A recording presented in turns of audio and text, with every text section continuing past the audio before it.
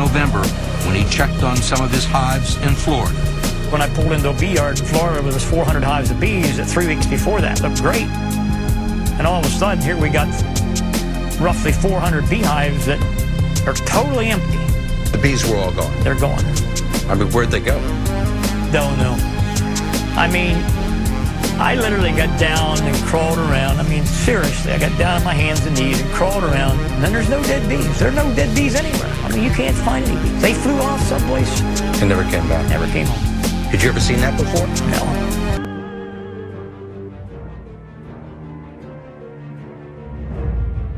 What, you're telling me that these people that dumped this AIDS-tainted blood in foreign countries, who killed children, have not been taken to task in the United States? It's worse than that. The U.S. government allowed it to happen. The FDA allowed this to happen. And now the government is completely looking the other way. Thousands of innocent hemophiliacs have died from the AIDS virus. And not only they're dying, their family members are dying because they're becoming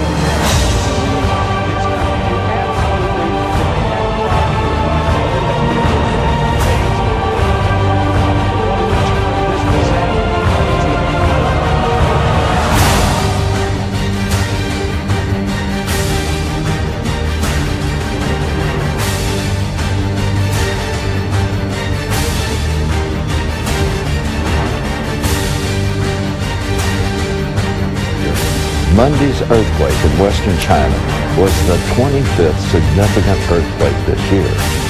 It's only May. In 2003, the USGS listed more than 70 significant earthquakes, more than the total number for the 70s, 80s, or the 90s.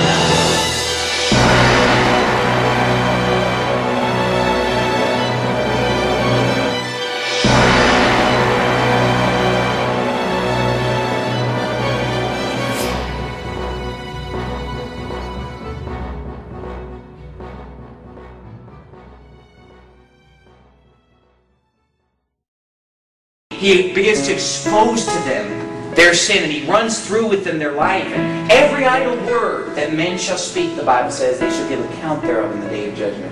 Every time they said something wicked, every time they said something ungodly, every time they committed a sin against God, it's going to be put forth as evidence against them. Say, why do people go to hell? Because they're sinners, because they've lied, because they've murdered, because they've stolen, because they've thought dirty thoughts, because they've committed adultery physically or in their heart.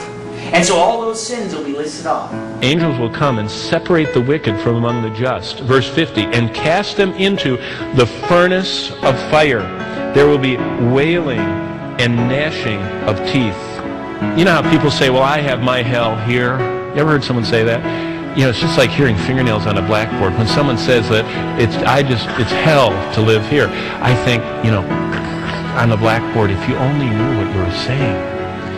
This is such a small glimmer. Pain that we feel now, emotional duress and depression and the bitterness of having the growing anger over sin that we don't deal with in our life is just a foretaste of the horrors. The torturers of life are just a foretaste of the horrors of hell. It is necessary for us that want to keep justice to get an understanding, a small understanding of that place. But now a consideration of some of the spiritual pains of hell. Well, first of all, the fire. I forgot to mention things about the fire.